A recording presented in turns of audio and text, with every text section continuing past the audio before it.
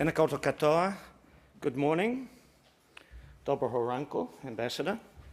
It's a real privilege to be here this morning to chair this first session with our first speaker, Vasyl Myroshnychenko, His Excellency, the Ambassador of Ukraine to New Zealand and Australia.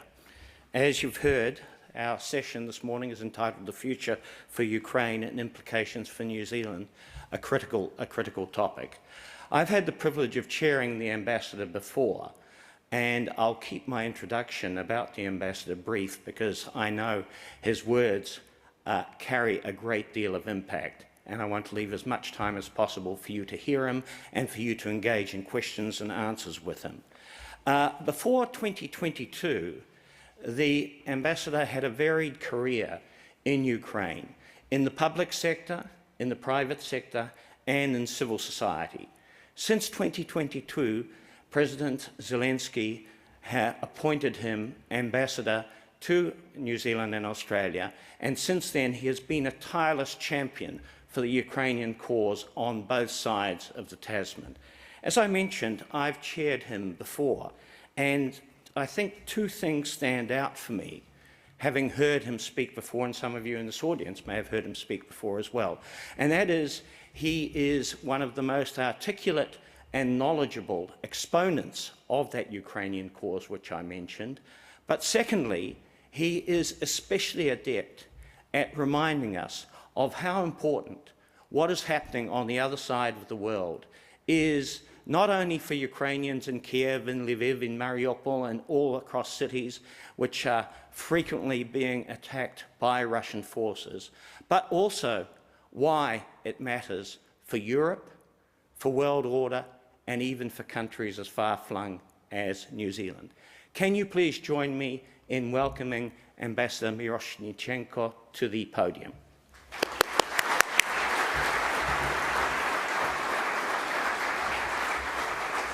Kia ora. Thank you, Professor Rabel, for such a nice introduction. Very humbled to be the first speaker of this conference. I was hosted by the New Zealand Institute of International Affairs a number of times, but that's my first time here at this conference, so I'm very pleased to be here. It's been an honor to serve as an ambassador to New Zealand. It's going to be 3 years in August, and every time I come, I really enjoy it. I always learn something new about this beautiful country. And this is my 8th trip to New Zealand, and I will be back several times this year. But again, you know, what an honor to be here and see this huge turnout in the morning. There are several things I wanted to talk to you about, and of course we'll delve deeper in the Q&A. But for starters, I just want to talk a little bit briefly about how Russia's war in Ukraine and the way it's going to play out will have a major impact, and it's already having a major impact in the Indo-Pacific and specifically in New Zealand. As you all remember, 3 years ago, when the war started, actually I was still in Kiev, and I woke up at 5 o'clock in the morning with my family, realizing that enemy troops were landing just 20 minutes from the place where I live. My 5-year-old son, my 18-year-old daughter, my wife. And I want you to think about it, because for anybody who has a family, to think about the impact of that. We naturally, as human beings, are not scared about our own lives, usually. I'm not. But I'm very much scared about the life of my kids. And then you have to realize, you live in here in Wellington, you have to realize whatever spot 20-minute drive from your place, enemy troops are landing. They're on a mission to kill and capture the president, to destroy the country, to subjugate the country. And that was the courage of the Ukrainian people to fight back, to resist fiercely, something which nobody predicted we could do, but we did it. The reason we did it because we've seen Russia's war in Ukraine for centuries. Ukraine was colonized by Russia for such a long time, and Ukrainians were subdued for such a long time. And 11 years of war, Russia invaded Ukraine in 2014. Those 8 years have been instrumental in our ability to build resilience, to build civil defense, to build and create the society which will be run on a blockchain, which will be decentralized, where every member of a society knew what he was doing or she was doing. Everybody jumped in. People picked up the arms. Women started providing support for those who volunteered. Business, government, defense forces all got united. And this is something which you cannot learn. This is something the government is not capable of doing, because it was not the government. It was a society, it was the people who responded to that. Everybody said we'd lost 7 days. 3.5 years later, we're still there. Russians have not progressed much since 2022. They're gaining ground at a huge cost. Currently, Russians are now mounting a major summer offensive. Everything is all in. It looks like they have put on all the equipment, all the personnel, everybody to get a breakthrough. At a huge cost of 1,000 lives per day that Russians lose every day, but they're still advancing. They don't care about the people that are getting killed in large numbers in Ukraine. We see North Korean troops in Ukraine. Do you know when was the last time we had Asians in Europe? When we had the last time we had Asians in Ukraine fighting? Right, that was 13th century, Genghis Khan. He razed Kiev, burned it down, didn't go further to the west, got exhausted. That was 13th century when we had Asians in Ukraine. Again, they are there. What's the purpose of North Korean troops in Ukraine? Firstly, they are supplying weapons to Russia. Secondly, they're gaining combat experience. Thirdly, they're getting support for their missile program, most likely nuclear program as well. But most importantly, their troops are learning a new modern warfare, how to deploy drones, how to counter drones. Do you know that most of the casualties today are inflicted by autonomous systems on the ground, underwater, and in the air? It's a new weapon, it's deadly. But both Ukraine and Russia deploy them very effectively. Innovation is staggering in that field. 12-week innovation cycle. For whatever we come up with, Russians come up with countermeasure 12 weeks later. And the cycle goes on like that. Initially, we had an edge. Now Russians have quickly caught up. The problem with Russia is that they are sharing that with China, they're sharing that with North Korea, they're sharing that with Iran. Certainly, we're very grateful for the support we're getting from a coalition of 50 nations who have stood strong with Ukraine, led by the US, European Union, Britain, France, Netherlands. The support from New Zealand and Australia is very well appreciated. You know, these two countries are further away than any other country in the world. But for Ukrainian people, seeing the support coming from New Zealand, from Australia, means so much. Because I think people here, they don't tolerate bullies. And Putin is a bully who's trying to subjugate a nation, a democratic nation, which is fighting for its survival, the country which cares about democracy, a country which cares about the rule of law, something that Russia does not care about. Do you know when Russians talk about the root causes of war, they talk about the mere existence of Ukraine on the map?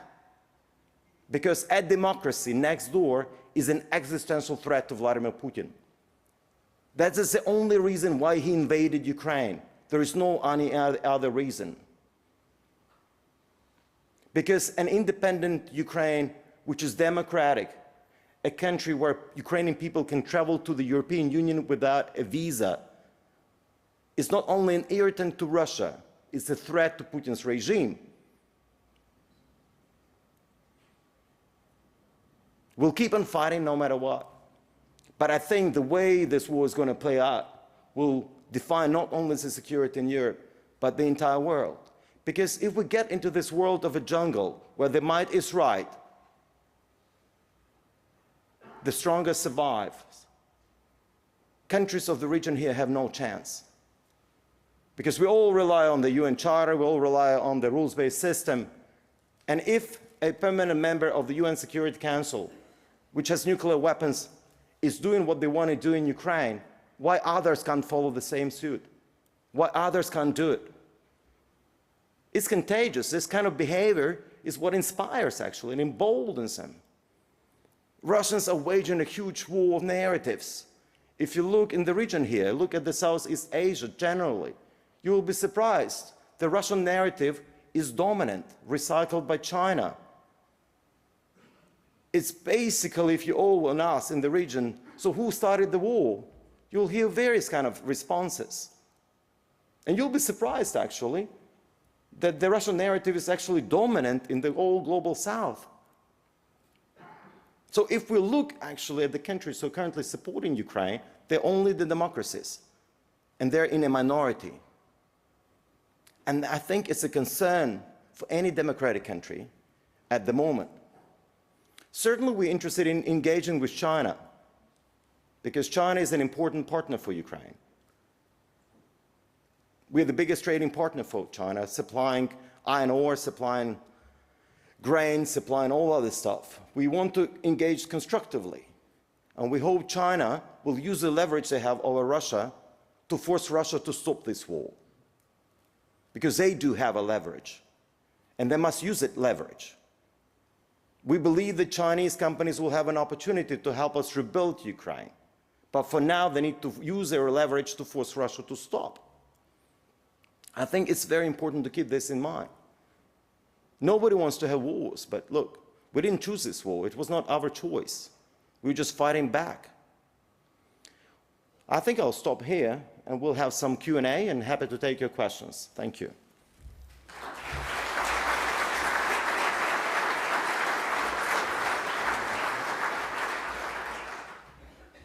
Thank you very much, Ambassador.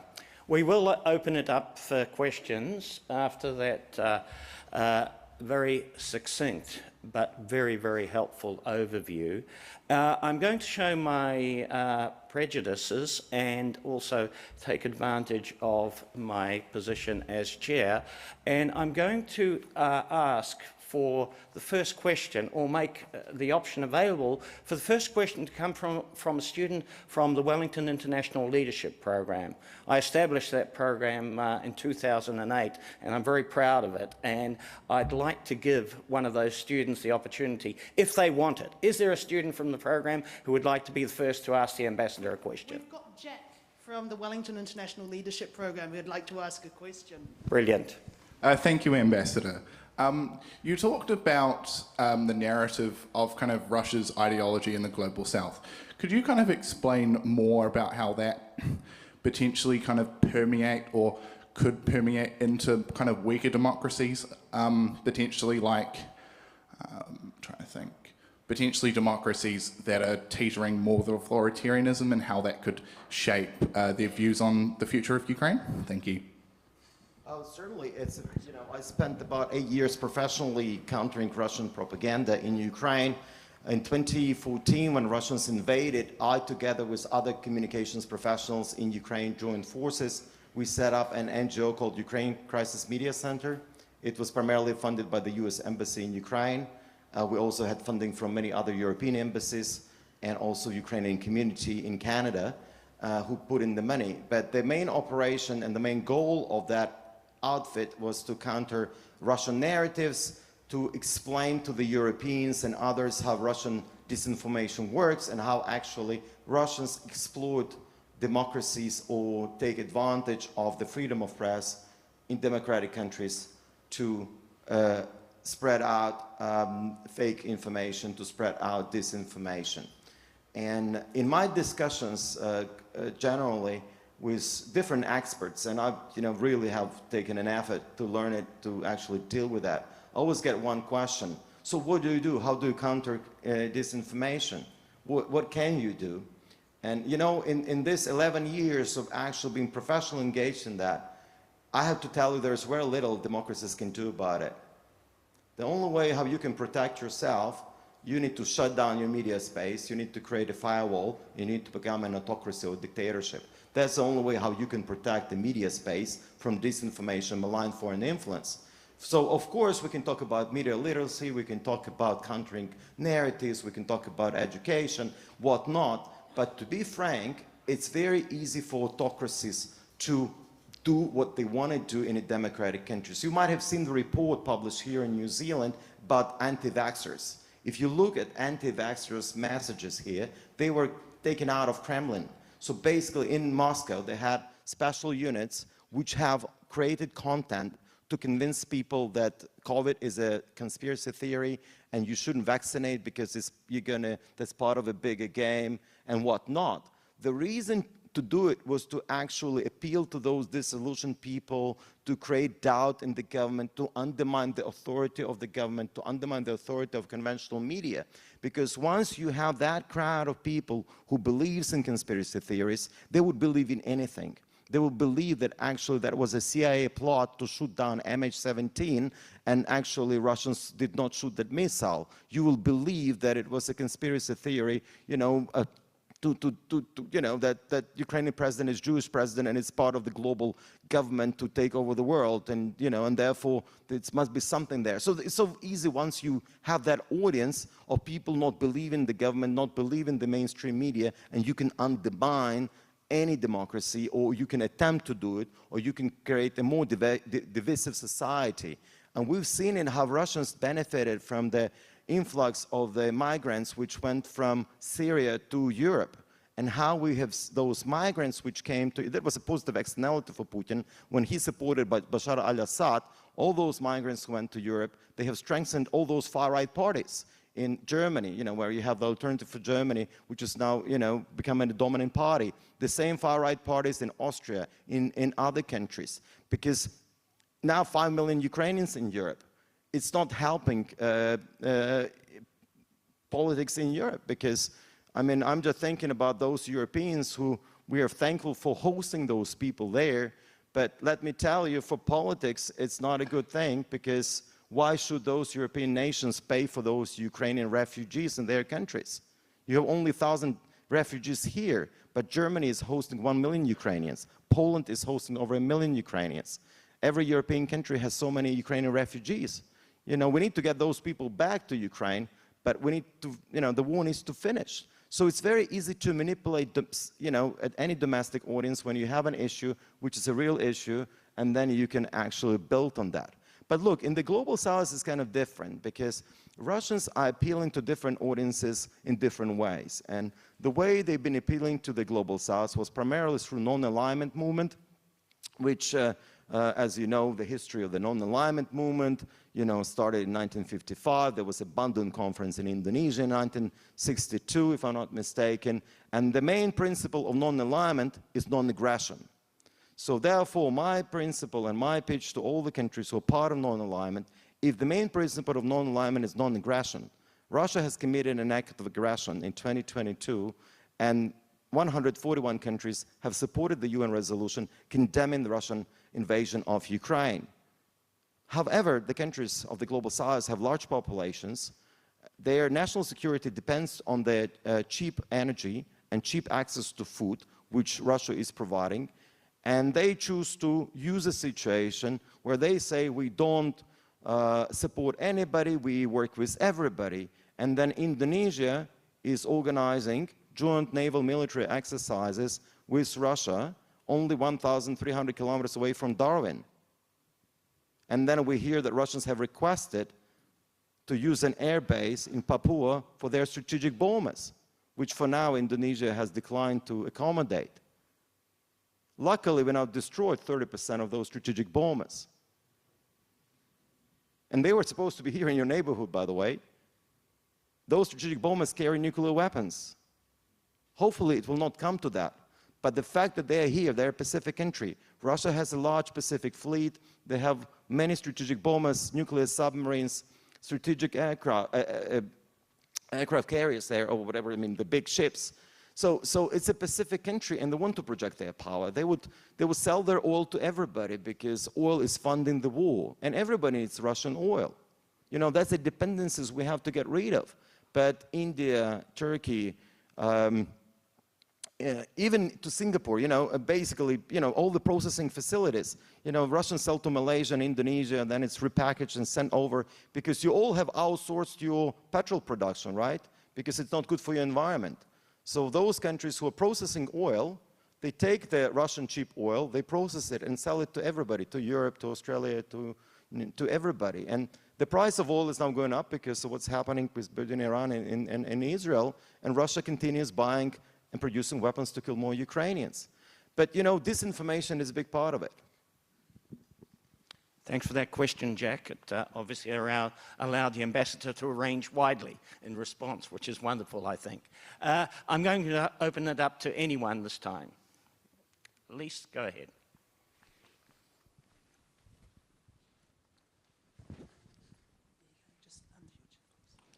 Thank you so much. Thank you, Ambassador. I'm Lise Howard. I'm a professor at Georgetown University, and I really appreciated what you just said. I want to ask about China. China issued the first peace plan, and the first two items were to uphold sovereignty and territorial integrity. And those two norms underlie our entire international order right now. From your perspective, down under, to what extent can New Zealand, and how, could New Zealand and Australia exert pressure on China, which I think is the only power that can exert pressure on Russia to step down, or to uphold our basic international system? I will have to politely decline answering this question. It's very sensitive, so I won't do it. So if we have representatives of the Australian and New Zealand government, I hope they will be able to talk about it. But I think I'll just respond it in a different way. I think it's, we just have to think about, the world we want to build, right? And unfortunately, Russia's war in Ukraine has really created a new arms race. We see how defense industry in Europe is not keeping up with the demands in Ukraine, and defense industry is not keeping up with the NATO demands. And the reliance on the defense industry in America only is not sustainable due to the fact that the needs are so high and there is very little supply of what we need. So currently what we are struggling with is we need to make sure that everybody spends enough money on defense in every country of the democracies. All democracies should be spending more money on defense. Ukraine spends 30% of our budget goes onto defense procurement. We now became the largest producer of drones in the world. Last year we manufactured 1 million drones, now we are manufacturing 4 million drones. So I think the response of the democratic world is to be strong economically, to be strong militarily, to be prepared, to be ready, build resilience, learn how to deal with hybrid warfare threats, and be just out there waiting, because being small does not mean being weak. You have to understand that Russia has a population of 140 million people. They cannot subdue a country of 40 million people.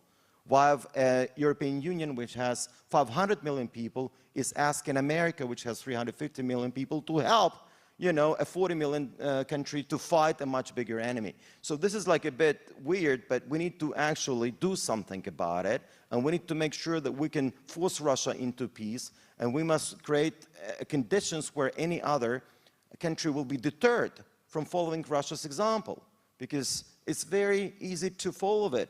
And if Russians can get away with that, why others can't get away with that? Do we have further questions? One's coming up over there. Just under your chin. Kia ora, Ambassador. Thank you for your excellent talk. What you said around Russian propaganda really gaining traction in the global south was very interesting to me. And I feel like one of the most effective lines that I see out of their propaganda is this idea that not necessarily Russia's a virtuous nation or that it's blameless in starting the war, but more that the Western backers of Ukraine are hypocrites. So highlighting, for example, the United States invasion of Iraq, arguably unprovoked and without justification, violation of the UN Charter, and its backing of Israel's arguably annexation of Palestinian territories and other war crimes in the Palestinian territories. And so Russia highlights these facts to the global south and even outside of the global south and says, sure, maybe we're not angels in Ukraine, but you look at the United States, they're just as bad, so you shouldn't really care about what's going on there because, you know, the United States got no ground to stand on. Ukraine's, you know, tied to the United States and its partnership with the United States. So how does Ukraine respond to those accusations and Russian propaganda that it's really no worse than Ukraine's back at the United States? Thanks. I mean, whataboutism is a very popular Russian trick where they say, whatever you tell them, they say, what about this? What about that? What about this? What about that? Well, we have Charge d'Affaires from the US Embassy here. He will respond to your question on America. But my response is going to be different, actually, to this, because you have to understand that this whataboutism is very easy to manipulate, right? And we have to look at the core of the issue, what is at stake and what we are talking about, right? And then we have to, of course, I mean, there were a bit different, you know, I studied history very well, and during the 20th century, there have been many different examples, right? Which could be questionable, which could be studied academically, which could be debated. But what we have at the moment, no matter what has happened, does not justify Russia's invasion of Ukraine, does not justify the fact that Ukraine has given up the third largest stockpile of nuclear weapons in the world in 1994, in return for guarantee from the US, from Russia, Britain, and also France and China put their signatures there, that our territory will never be violated, that our borders will be intact. We destroyed strategic bombers. We've given up all the weapons. Can you name me any other country who's done something similar? Well, there's Kazakhstan, of course, but it was us who did it. All other countries have acquired nuclear weapons. India and Pakistan acquired nuclear weapons. Allegedly, Israel has nuclear weapons as well, we don't know. But then we've given up. We've given the biggest contribution to the world peace. And I think it should really, New Zealanders should really relate to this. I mean, you have had this non-nuclear policy from the 80s, correct?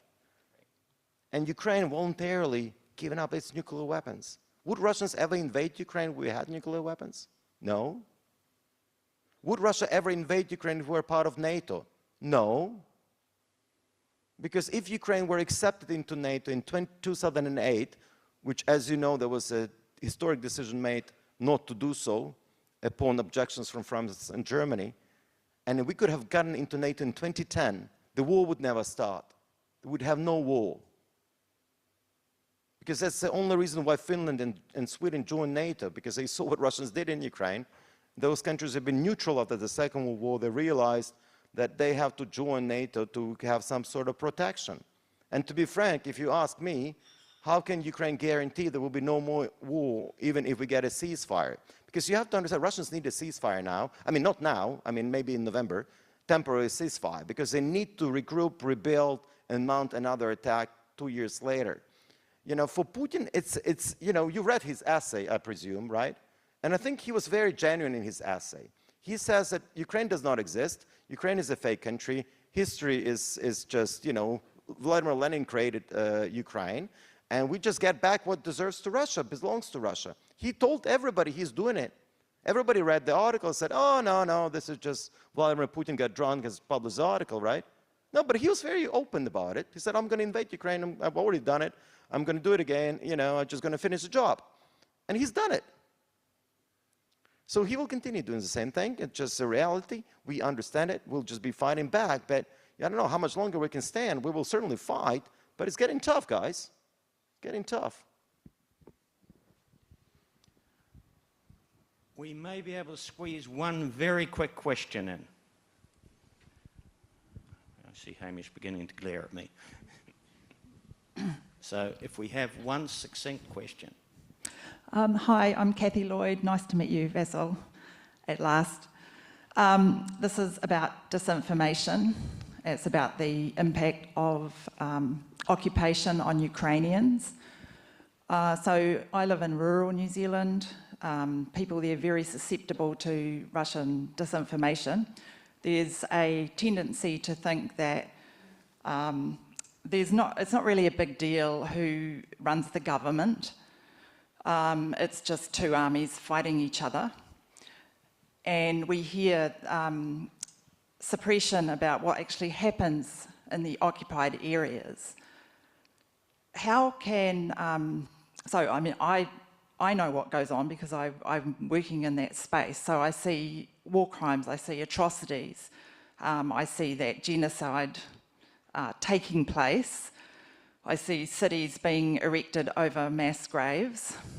After World War II, people were horrified to think that concentration camps and that kind of thing happened, and people knew about it, but no actions were taken to prevent it. In the US, I believe they've shut down a body that investigates war crimes. What can New Zealand do to help understand what is actually happening in the occupied areas to prisoners? You know, we see them coming back and they're starved, they've been beaten. I get the question. Yeah, thank you. Look, 20% of Ukraine territory is occupied. It's really horrible what's happening there. Russians have really subdued any resistance. As you know, Ukrainian civilians have been resisting heavily. That's the reason why Russians have killed civilians, raped women, killed children. They didn't care. They use this tactic in the outskirts of Kiev. They use it in the occupied areas. The reason they do it to subdue resistance from the civilians, terrorize civilian population, and it's part of a military strategy. And there has been a lot of academic writing on this topic. If you read it, I mean, they actually talk about using violence against civilians to force people to give up resistance. I mean, that's one thing. Secondly, what's happening there, they force everybody to accept Russian passport, because if you don't accept Russian passport and you have 12 months to do so, you can't get access to public health, you can't get access to education, more so you cannot sell your property, you cannot do anything with your documents. Thirdly, they have changed the curriculum in school, burnt Ukrainian books, just like Nazi did in the Second World War, and you know, they just bring in Russian teachers, they just bring in Russian media. So basically, whatever they are doing there has elements of a genocidal war, which I will leave it up to the lawyers to decide, but there are many different elements of that happening. Ukrainian kids are kidnapped, 20,000 of Ukrainian kids have been abducted by Russia. We don't know where they are. We only gradually get a hold of them, but they refuse to do it. So what is kidnapping of the Ukrainian children mean? It's an act of genocide against the Ukrainian people.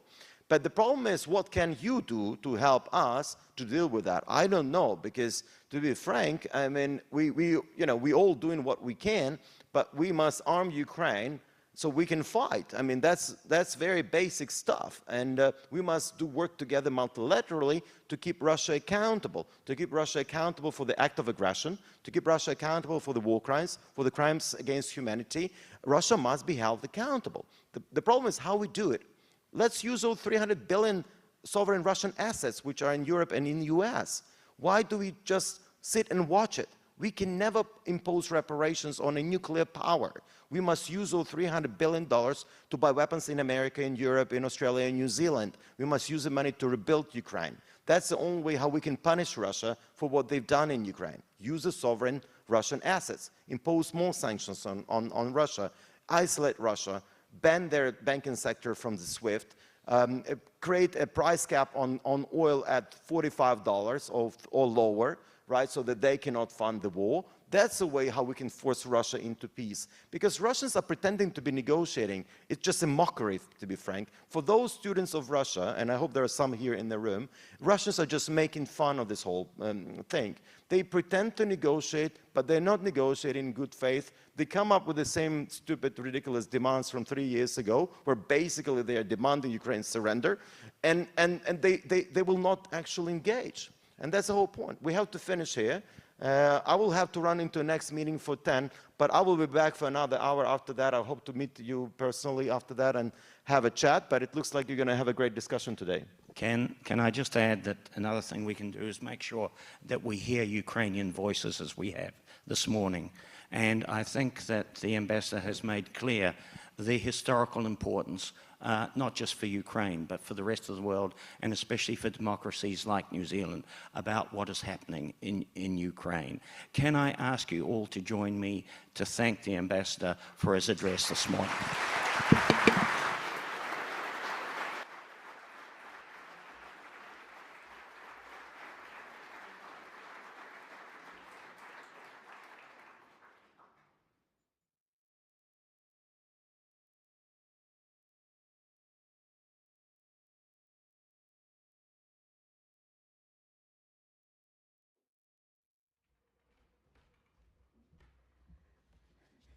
Thank you again, Ambassador Myroshnychenko and Professor Rabel. A confronting but important discussion, and what a way to start the day. And thank you so much for your very thoughtful questions. We really look forward to having more throughout the rest of the day. I think something that struck me from what the Ambassador said was the very beginning of his presentation, when he said when the war started, he wasn't scared for himself, he was scared for his children, and I think that is quite a confronting comment.